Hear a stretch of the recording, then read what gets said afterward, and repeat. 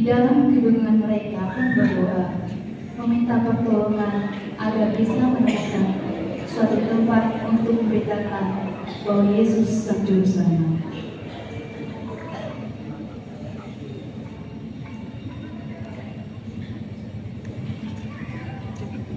Setelah berdoa, akhirnya mereka tahu harus pergi kemana, yaitu pergi menemui pemuda yang tersesat di tengah hutan dan pergi ke suku mereka.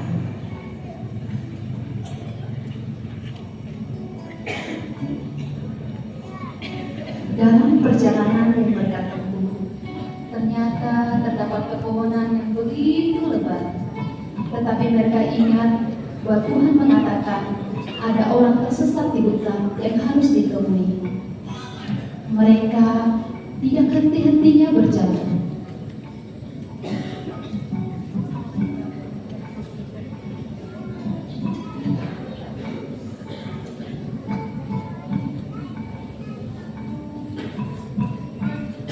Dan pada akhirnya, kedua pemuda menemukan si pemburu yang terbaring dan membutuhkan pertolongan. Kita akan membantumu keluar dari hutan ini, teman.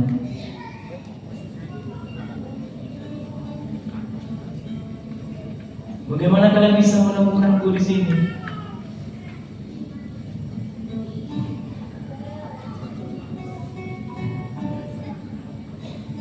Setelah mendapat pertolongan, si pemburu begitu heran mengapa kedua pemuda dapat menemukan dia di tengah hutan.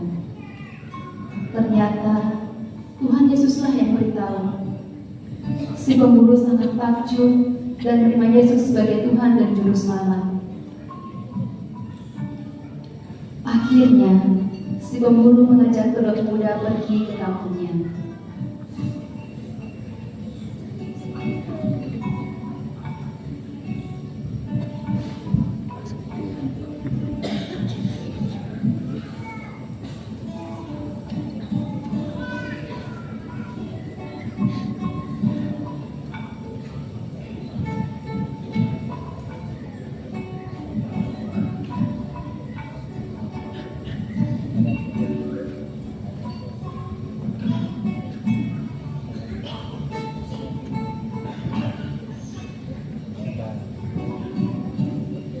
Kedua pemuda itu tinggal di antara suku Dayak tersebut.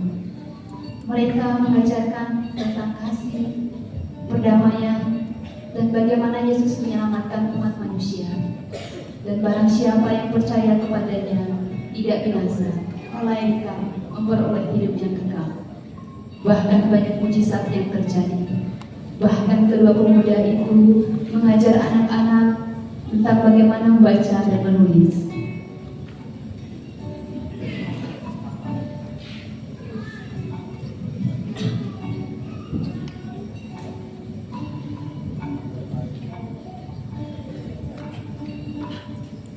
Namun kepala suku tidak suka dengan perubahan yang dibawa oleh pemuda tersebut dan merencanakan kejahatan.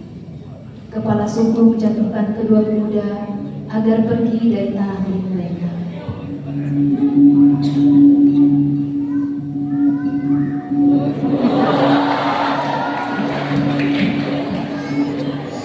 Kita harus mengusir mereka. Mereka mengganggu tradisi dan budaya kita.